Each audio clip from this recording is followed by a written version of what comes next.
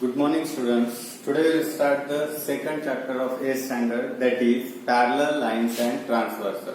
तर आज आपण 8वी या गणित विषयाचा समांतर रेषा व त्यांची छेदिका या धड्याचा अभ्यास करणार आहे. तर या धड्यांमध्ये सर्वात सुरुवातीला आहे पॅरलल लाईन. आता आपल्याला प्रश्न पडला असेल की पॅरलल लाईन म्हणजे काय? तर पॅरलल लाईन म्हणजे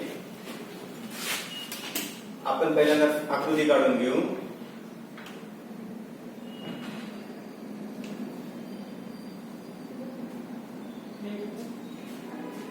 आता या आकृतीमध्ये आपण पाहू शकतो की ज्या दोन रेषा आपल्याला दिसत आहेत त्या दोन रेषा एकमेकांना छेदत नाही. म्हणजेच याची डेफिनेशन होईल the line which do not intersect each other, that line are called parallel line. The line lie in the same plane which do not intersect to each other. These lines are called parallel line.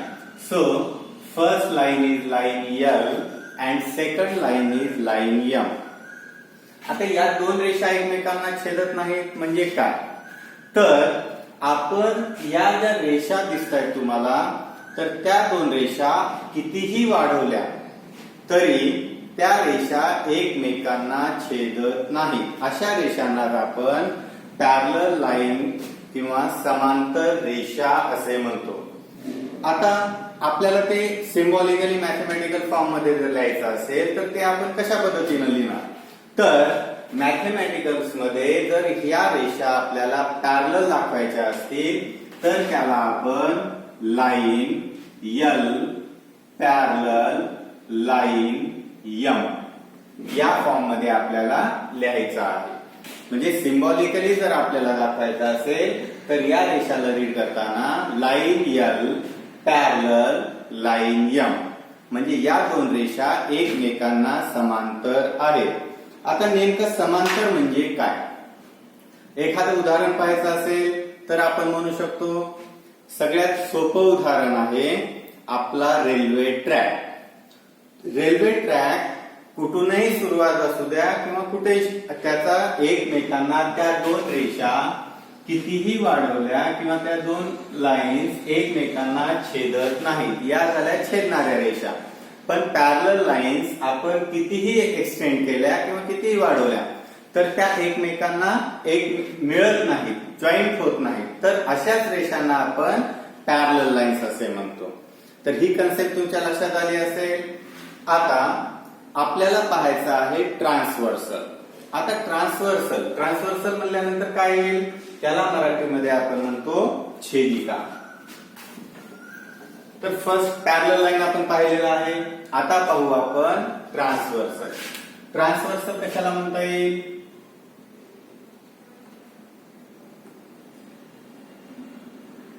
तर transversal समजा कोणत्याही दोन रेषा असू द्या, त्या समांतर असतील किंवा समांतर नसतील. कोणत्याही दोन रेषा, आता या दोन रेषा समांतर नाहीये तर या दोन रेषांना जी छेदणारी रेषा आहे, एखादी रेषा कोणत्याही दोन रेषांना जर दोन भिन्न बिंदूमध्ये छेदत असेल तर त्या रेषेला आपण त्या दोन रेषाची ट्रान्सव्हर्सल असे म्हणतो. अ line is intersect the two lines in two distinct point. Therefore, here the two lines are M and N and L is their transversal. So, the line L intersect the line M and N in point A and B. Therefore, we say that the line L is the transversal of line M and N. तर या L या रेषेला आपण M आणि N या रेषेची छेदिका असे म्हणू शकतो. कोणतीही रेषा जर दोन भिन्न रेषांना दोन भिन्न बिंदूमध्ये छेदत असेल तर त्याला आपल्याला ट्रान्सव्हर्सल असे म्हणायचं आहे. आता समजा हे उदाहरण घेतलं तर समजा या दोन रेषा एकमेकांना छेदत आहेत आणि आपण त्याची छेदिका जर काढली तर या यल रेषेला यम आणि एन ची छेदिका म्हणता येणार नाही, कारण यल ही रेषा या दोन रेषांना किती बिंदू छेदत आहे? एकाच बिंदूमध्ये छेदत आहे. तर ही यल रेषा यम आणि एन ची छेदिका होत नाही, कारण छेदिका याचा अर्थ आहे की ती यल रेषा त्या दोन रेषांना दोन भिन्न बिंदूमध्ये छेदली पाहिजे. तर ही यल रेषा यम आणि एन या दोन रेषांना फक्त एका बिंदूमध्ये इंटरसेक्ट करत आहे. So it is not a transversal. So we can not say that it is a transversal. तर आपल्याला कन्सेप्ट लक्षात आली आता. ट्रान्सव्हर्सल म्हणजे नेमकं काय? तर कोणतीही रेषा जर दोन भिन्न रेषांना दोन भिन्न बिंदूमध्ये छेदत असेल तरच त्या रेषेला आपण त्याची छेदिका म्हणू शकतो किंवा छेदिका म्हणता येईल. तर या दोन कन्सेप्ट तुमच्या लक्षात आल्या असतील. आता आपण पाहू तिसरा point, angle made by transversal. आता आपल्याला पाहायचं आहे next point, angle made by transversal. आता या ट्रान्सव्हर्सल मुळे आपण किती अँगल तयार होतात ते पाहू. Angle made by transversal. तर अँगल मेड बाय ट्रान्सव्हर्सल म्हणजे या ट्रान्सव्हर्सल मुळे किती अँगल तयार होतात. So in this figure we say that the line intersect the two lines in two distinct points. Therefore, the intersection are A and B. तर त्याचा इंटरसेक्शनला आपण काय केलेलं आहे? लाईन M ला L रेषा A बिंदूमध्ये छेदत आहे आणि लाईन M ला B बिंदूमध्ये छेदत आहे. तर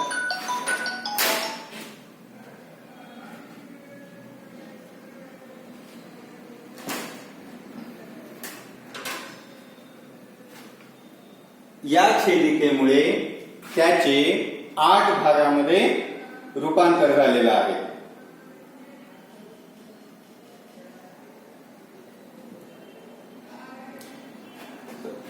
तर या छेदिकेमुळे या ठिकाणी 8 कोन किंवा अँगल्स तयार होतात. Angle made by the transversal. या ट्रान्सव्हर्सल मुळे या दोन रेषांना एका रेषेला छेदल्यानंतर त्या ठिकाणी 4 अँगल्स तयार होतात. आपण त्याला जर नावं द्यायची असतील तर काय देता येईल? पहा, आता कोणते एक पॉइंटला ए या बिंदूमध्ये एकूण 4 कोन तयार होत आहेत. या ठिकाणी पहिला कोन आहे 1 हा, दुसरा, तिसरा आणि चौथा. या ठिकाणी हे 4 कोन तयार झालेले आहेत. तसेच यल ही रेषा यन या रेषेला बी या बिंदूमध्ये छेदत आहे. परत त्या ठिकाणी 4 कोन तयार झालेले आहेत. तर ते कोन असतील 5, 6, 7 आणि 8. या ठिकाणी 4 कोन तयार झालेले आहेत. तर एखादी छेदिका दोन रेषांना जर दोन भिन्न बिंदूमध्ये छेदत असेल तर त्या ठिकाणी 8 कोन तयार होतात. तर आता प्रत्येक कोनांमध्ये काय संबंध आहे तो आपल्याला आता या ठिकाणी पाहायचा आहे आणि हीच कन्सेप्ट खूप महत्वाची आहे. Therefore, here when we intersect the line L in M and N lines at point A and B, there are 8 angles are formed. तर आता त्यामध्ये कोणते कोणते संबंध आहेत ते आपण या ठिकाणी पाहू. त्यासाठी आकृती काढून घेऊ आपण. पहा,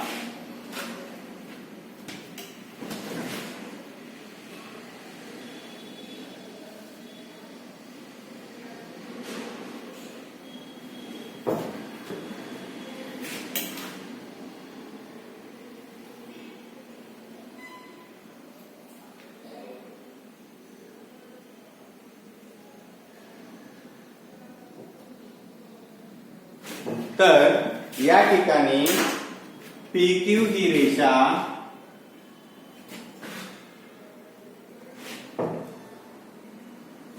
M या बिंदूमध्ये छेदत आहे ट्रान्सव्हर्सलला त्याच पद्धतीने आर्यस ही रेषा N या बिंदूमध्ये छेदत आहे आणि AT ही ट्रान्सव्हर्सल आहे त्या दोन रेषांची. AT is the transversal. Therefore, the line AT intersect the line PQ and RS at point M and N. Therefore, there are 8 angles are formed. आता यामध्ये जे 8 अँगल्स तयार झालेले आहेत तर त्या अँगल्स मध्ये काय संबंध आहे ते आपण या ठिकाणी पाहणार आहे. आता काय संबंध असेल पहा. आता हा पहिला कोन, तर आपण मागच्या साखळीमध्ये पाहिला असेल 1 आणि 2 हे दोन कोणत्या पद्धतीचे अँगल्स आहेत. These are the angles in a linear pair. हे आपण पाहिलेलं आहे. तर लिनियर पेअरचं काय डेफिनेशन आहे. Angle in a linear pairs are supplementary. So we say that angle 1 plus angle 2 is equal to 180. त्याच पद्धतीने अँगल 3 जर या ठिकाणी काढला तर 1 आणि 3 हे कोणत्या पद्धतीचे अँगल्स आहेत. Vertically opposite angles. Angle 1 and angle 3 are vertically opposite angles. आता आपल्याला या 8th स्टँडर्ड मध्ये पाहायचं आहे करस्पॉन्डिंग अँगल्स. आता कोणते करस्पॉन्डिंग अँगल्स आहेत आणि आपण ते कसे ओळखायचे ते आपण आज पाहणार आहे. तर करस्पॉन्डिंग अँगल्स कोणते आहेत पाहू आपण.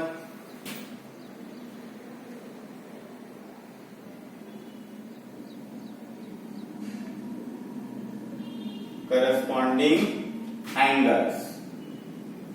आता करस्पॉन्डिंग अँगल्स पाहत असताना आपण पहिल्यांदा त्याची डेफिनेशन लक्षात घेऊ की which angles are called corresponding angles. If the arms on the transversal of a pairs of angles are in the same direction. आता ट्रान्सव्हर्सलच्या एका बाजूला असणारे आणि सेम डायरेक्शन दर्शवत असणारे जे अँगल्स असतील त्याला आपण करस्पॉन्डिंग अँगल्स असे म्हणायचं आहे. The angles lie on the same sides of transversal. Again I have given the name 1, 2, 3, 4, 5, 6, 7, 8. आता या ठिकाणी पहा ट्रान्सव्हर्सलच्या एका बाजूला असणारे आणि सेम डायरेक्शन दर्शवणारे अँगल्स कोणते आहेत. तर या ठिकाणी angle 1 and angle 5 these two angles are lie on the left sides of the transversal and denote the same direction. हे दोन्ही वरच्या बाजूला आहेत ट्रान्सव्हर्सलच्या डाव्या बाजूला आणि या रेषेच्या वरच्या बाजूला असणारे अँगल्स आहेत. त्यामुळे these two angles are the corresponding angles. ट्रान्सव्हर्सलच्या कोणत्याही एका बाजूला आणि सेम डायरेक्शन दाखवणारे जे अँगल्स असतात त्याला आपण काय म्हणू शकतो corresponding angles. Now we can find the second pairs of the corresponding angle. Which is the second pair. You can show that. So angle 4 and angle 8 these are the second pair of the corresponding angle. ही दुसरी जोडी आहे 4 आणि 8. हे जे दोन angle दिसत आहेत त्याच पद्धतीनं ते पण करस्पॉन्डिंग अँगल्सची दुसरी जोडी आहे. त्याच पद्धतीनं तुम्हाला शोधता येईल का पहा बरं तिसरी जोडी. आता आपण पाहिलेलं आहे ट्रान्सव्हर्सलच्या डाव्या बाजूचे अँगल्स. आता आपण पाहू ट्रान्सव्हर्सलच्या उजव्या बाजूचे अँगल्सची जोडी.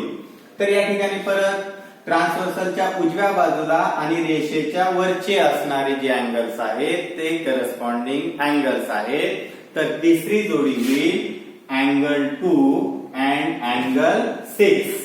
These are the third pair of the corresponding angle and the remaining is angle 3 and angle 7 is the next pair. आता आपल्याला ते अँगल्सचे जे नंबर दिलेले आहेत त्याची नावं लिहायची आहेत.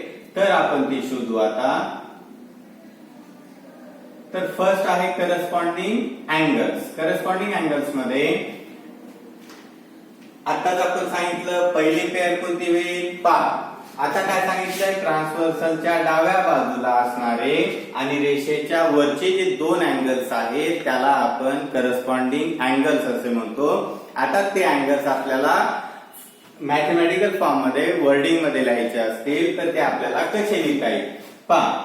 These two angles are the corresponding angles. Here we have given the name of that two angles are angle AMP, angle AMP, and second angle is MNR, are the corresponding angles, pairs of corresponding angles.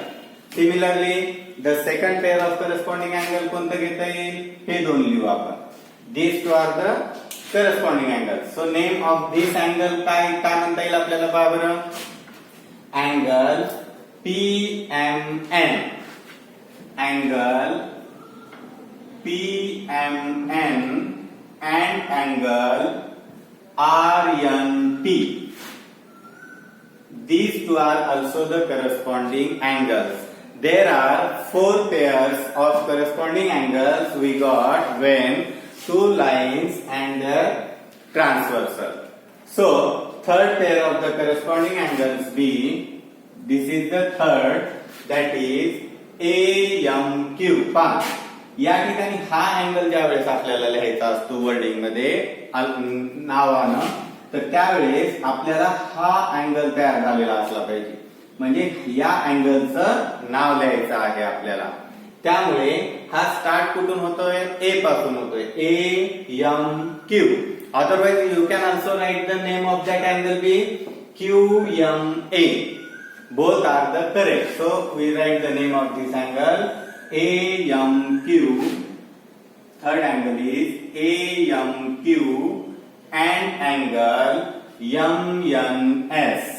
Angle MNS is the third pair, and the last pair of the corresponding angles be QMN. हा angle हा घेऊ आपण, angle QMN and angle हा घ्यावा लागेल आपल्याला SNT. Angle SNT. So here we got the four pairs of corresponding angles. आता आपण नेक्स्ट पाहणार आहोत इंटेरियर अँगल्स. आता इंटेरियर अँगल साठी सेम फिगर आहे. आता इंटेरियर अँगल्स काढत असताना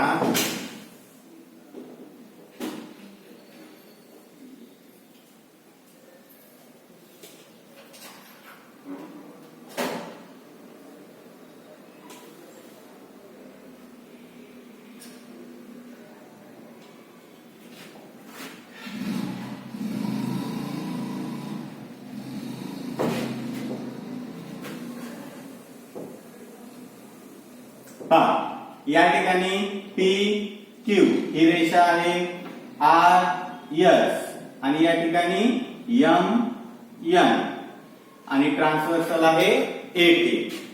next is the interior angle. आता इंटेरियर अँगल्स कसं शोधायचं. इंटेरियर याचा अर्थ काय आहे, आतील, दोन रेषांच्या आतील. आता हे दोन रेषा आहे, याच्या आतले अँगल्स आणि बाहेरचे अँगल्स हे दोन होतात. कारण इकडे होतील का पावर आतील बाहेरील, एक रेषा असल्यानंतर त्याला आतील बाहेरील नसतं. ज्यावेळेस आपण हे दोन रेषा आहेत त्याच्या आतील जे अँगल्स असतील त्याला आपण इंटेरियर अँगल्स असे म्हणायचं आहे. आता इंटेरियर अँगल्स कसे ओळखायचे. इंटेरियर म्हणजे आतील, दोन रेषाच्या आतले जे अँगल्स आहेत ते कोणते असतील, इंटेरियर अँगल्स. आता त्याची डेफिनेशन काय आहे किंवा कसं ओळखायचं आपल्याला इंटेरियर अँगल्स ते पाहू. A pairs of angle which are on the same side of transversal. A pairs of angle, अँगलची जोडी, दोन्हीही एक आणि ट्रान्सव्हर्सलच्या एका बाजूला असणाऱ्या कोनांची जोडी. The pairs of angles lie on the same side of transversal and inside the given lines. inside the given lines is called the interior angles. ट्रान्सव्हर्सलच्या एका बाजूला असणारे, समजा आपण डाव्या बाजूला घेऊ, ट्रान्सव्हर्सलच्या एका बाजूला असणारे आणि त्या दोन रेषाच्या आतले जे अँगल्स आहेत त्याला आपण इंटेरियर अँगल्स असे म्हणता येईल. तर या ठिकाणी पहा, हे जे दोन अँगल दिसत आहेत तुम्हाला, तर ते दोन अँगल्स कसे आहेत पहा. या दोन रेषांच्या आतले आहेत हे दोन्ही अँगल आणि ट्रान्सव्हर्सलच्या एका बाजूला आहेत. तर अशा अँगलला आपण इंटेरियर अँगल्स असे म्हणतो. ट्रान्सव्हर्सलच्या एका बाजूला असणारे आणि त्या दोन रेषाच्या आतले जे अँगल्स आहेत त्या अँगल्सला आपल्याला इंटेरियर अँगल्स असे म्हणायचं आहे. आता आपल्याला किती पेअर दिसत आहेत का बरं? इंटेरियर अँगल्सच्या पेअर किती आहेत? तर या ठिकाणी आपल्याला फक्त दोनच पेअर दिसतात. एक तर या दोन पेअर असतील किंवा हे दोन पेअर असतील. आता दुसरे पेअर दिसते का आपल्याला या ठिकाणी?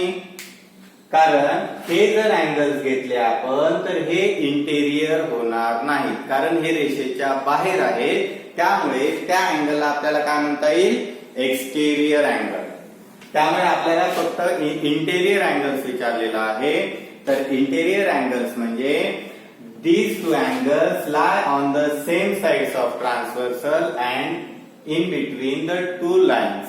त्या दोन रेषांच्या आत असणारे अँगल्स, अशाच अँगलला आपण इंटेरियर अँगल्स असे म्हणतो. आता त्या दोन अँगल्सची नावं आपण लिहू. विचार द इंटेरियर अँगल्स. तर या कोणाचं नाव तुम्हाला लिहिता येईल? फर्स्ट दिस वन. सांगा बरं, पाहू आपण आलंय का तुमचं. अँगल पहा, या पॉइंट पासून या पॉइंट पर्यंत जे आपल्याला घ्यायचंय, त्यामुळे अँगल PMN हा अँगल होतो या ठिकाणी. तर इंटेरियर अँगल्स पाहू आपण. सेकंड पॉइंट आहे इंटेरियर अँगल्स. आता इंटेरियर अँगल्स मध्ये काय कोणता झाला पहिला? अँगल PMN, अँगल PMN आणि सेकंड अँगल कोणता आहे? हा अँगल घ्यायचा आपल्याला. तर RNM लिहा किंवा MNR लिहा. कारण पहा, ज्या वेळेस अँगल तयार होतो त्यावेळेस आपण ज्या ठिकाणी अँगल तयार झालेला आहे तो पॉइंट हा मिडलला आला पाहिजे, मध्यभागी आला पाहिजे, ज्यावेळेस आपण अँगलचं नाव लिहिणार आहे. या ठिकाणी बी या ठिकाणी नाव अँगल तयार होत आहे म्हणून या अँगलचं नाव काय येईल? ABC और अँगल CBA.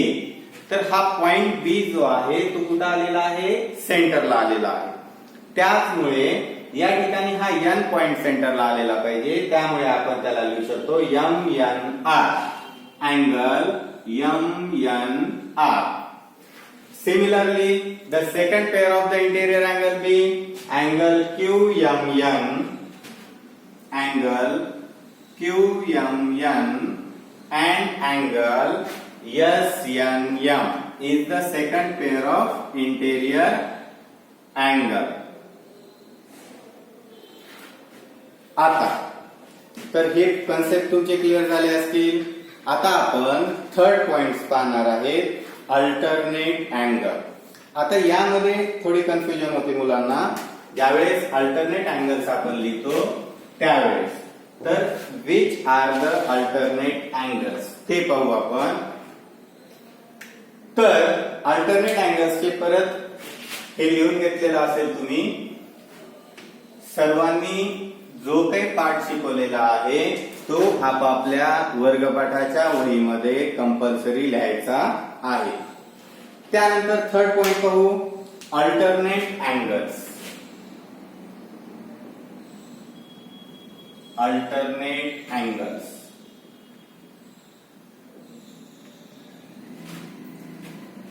अल्टरनेट अँगल्स आता कसे ओळखायचे ते पाहू.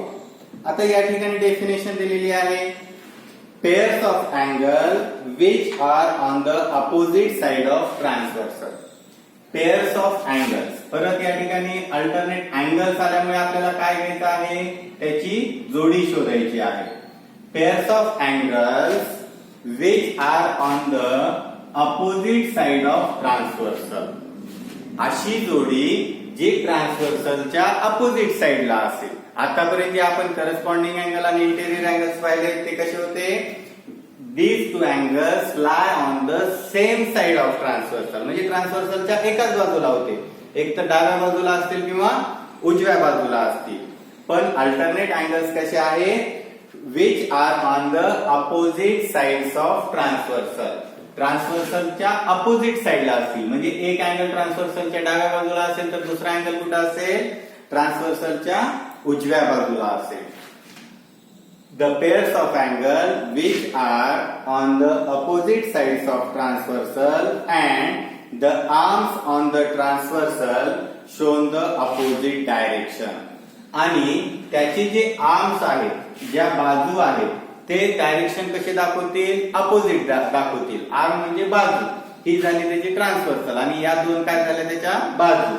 तर एक डायरेक्शन या ठिकाणी जात असेल तर दुसरी डायरेक्शन कुठे जात असेल? राईट साइडला. तर आपल्याला झेड या आकाराचं चित्र त्या ठिकाणी दिसेल तर ते दोन अँगल्स कसे असतील? अल्टरनेट अँगल्स असतील. या ठिकाणी एक इकडे जात आहे तर दुसरी बाजू कुठे जात आहे? अपोजिट डायरेक्शनला जात आहे. तर अशाच अँगलला आपण अल्टरनेट अँगल्स असे म्हणतो. आता आपल्याला शोधायचं आहे ते अल्टरनेट अँगल्स कोणते आहेत. The pairs of angle which are on the opposite sides of transversal and the arms of the transversal shows opposite direction is called the alternate angles. आता आपल्याला pairs of angles पाहू. या ठिकाणी alternate अँगल्सचे दोन प्रकार पडतात. एक तर आहे interior alternate angles and the other is exterior alternate angle. तर पहिल्यांदा आपण इंटेरियर अल्टरनेट अँगल्स पाहू. अल्टरनेट अँगलचा फर्स्ट टाइप आहे इंटेरियर अल्टरनेट अँगल. आता इंटेरियर म्हणजे काय? परत आतील रेषेच्या आतलेच असले पाहिजे. आणि अल्टरनेट म्हणजे काय? ट्रान्सव्हर्सलच्या डाव्या बाजूला एक असेल आणि ट्रान्सव्हर्सलच्या उजव्या बाजूला एक असेल. आता पहा बरं, आतील अँगल्स आपण पाहिले होते. हे 4 अँगल्स आहेत. पहा 1, 2, 3 आणि 4. हे 4 अँगल्स कसे आहेत? अल्टरनेट अँगल्स आहेत. तर आता आतील 4 कोण आपण शोधलेले आहेत. आता ट्रान्सव्हर्सलच्या डाव्या बाजूला एक आणि उजव्या बाजूला आहे. तर 1 आणि 2 हे ट्रान्सव्हर्सलच्या डाव्या आणि उजव्या बाजूला आहेत. पण आपल्याला माहित आहे की 1 आणि 2 हे दोन अँगल लिनियर पेअर अँगल्स आहेत. कसे आहेत? Angle in a linear pair. कारण एकाच रेषेवर असल्यामुळे त्या दोन अँगलला आपण लिनियर पेअर म्हणतो. त्यामुळे राहिला कोणता? आता अँगल 3 राहिलेला आहे. त्यामुळे अँगल 1 आणि अँगल 3 हे जे दोन अँगल्स आहेत ते असतील आपले अँगल इन अल्टरनेट अँगल्स आहेत. ते पहा, दोन डायरेक्शन अपोजिट डायरेक्शनला आहेत त्याचे आर्म्स आणि ट्रान्सव्हर्सलच्या डाव्या बाजूला एक आहे आणि उजव्या बाजूला एक आहे. आता ओळखायची अल्टरनेट अँगल ओळखायची सोपी पद्धत आहे. ज्या ठिकाणी झेड या आकाराचा अँगल्स तयार होत असतील तर त्याला आपण अल्टरनेट अँगल्स म्हणू शकतो. एकतर सरळ झेड असेल किंवा उलटा झेड असेल या पद्धतीनं. तर या अँगल्सला आपण अल्टरनेट अँगल्स असे म्हणतो. आता आपण त्यांची नावं लिहू. अँगल 1 आणि अँगल 3, अँगल 2 आणि angle 4. These are 2 pairs of alternate angles. आता आपण त्यांची नावं लिहू. तर पहिला अल्टरनेट अँगलचा इंटेरियर अल्टरनेट अँगलची पेअर लिहू आपण या ठिकाणी. Angle PMN, angle PMN and angle MNS, angle MNS is the first pair of interior alternate angle. Now we have to find the second pair of alternate interior angle. तर या ठिकाणी second pair असेल या दोन, हे दोन angles जे आहेत ते सेकंड पेअर आहे इंटेरियर अल्टरनेट अँगल्सची. तर त्याचे नाव लिहू आपण. आता या अँगलचं नाव काय असेल पहा. हा अँगल दिसतोय तुम्हाला, त्या अँगलचे नाव आहे QMN किंवा NMQ. Angle QMN and angle QMN and angle MNR. MNR is the second pair of alternate interior angle. आता आपल्याला पाहायचं आहे एक्सटेरियर अल्टरनेट अँगल. काय आहे? Exterior alternate angles. आता एक्सटेरियर म्हणजे काय? बाहेरील. आता पाहिलं आपण आतील. आता आपल्याला पाहायचं आहे की बाहेरील कोणते अल्टरनेट अँगल्स आहेत.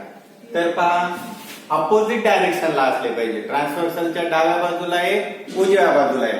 परत याचे चार अँगल्स मिळतात आपल्याला एक्सटेरियरचे. पहा, 1, 2, 3 आणि 4. आता परत अपोजिट डायरेक्शन पाहायचं आहे आपल्याला. हे दोन अपोजिट ट्रान्सव्हर्सलच्या डाव्या बाजूला एक असेल आणि उजव्या बाजूला एक असेल. पण हे दोन कसे अँगल आहेत? Angle in a linear pair. त्यामुळे 1 आणि 2 घेता येईल का? नाही. राहिला कोणता? अँगल 1 आणि अँगल 3. कारण ट्रान्सव्हर्सलच्या डाव्या बाजूला एक्सटेरियर मध्ये 1 आहे, तर ट्रान्सव्हर्सलच्या उजव्या बाजूला कोणता आहे? अँगल 3. त्यामुळे अँगल 1 आणि अँगल 3 हे एक्सटेरियर अल्टरनेट अँगल्स आहेत. त्याच पद्धतीनं अँगल 2 आणि अँगल 4 हे देखील एक्सटेरियर अल्टरनेट अँगल्स आहेत. तर पहा, हे पण कसं आहे? ट्रान्सव्हर्सलच्या उजव्या बाजूला एक आणि एक डाव्या बाजूला आहे. इंटेरियर शोधत असताना आपल्याला Z लक्षात घ्यायचा आहे. एक्सटेरियर शोधत असताना आपल्याला काय लक्षात घ्यायचं आहे की ते जे दोन अँगल्स आहेत ते डाव्या बाजूला आणि उजव्या बाजूला असले पाहिजे आणि बाहेरच्या साईडला असले पाहिजेत. एक्सटेरियर शोधत आहेत म्हणजे आपल्याला रेषेच्या बाहेर शोधायचं आहे. हे रेषेच्या आतील, रेषेच्या बाहेरील. कारण या दोन रेषेच्या आतले आणि दोन रेषांच्या बाहेरचे चार अँगल्स. परत या ठिकाणी एक्सटेरियर अल्टरनेट अँगलचे आपल्याला पेअर किती मिळतील? 2 पेअर्स मिळतील. तर अँगल 1 आणि angle 3, these two are the exterior alternate angles. The name of that angles are AMP, angle AMP and angle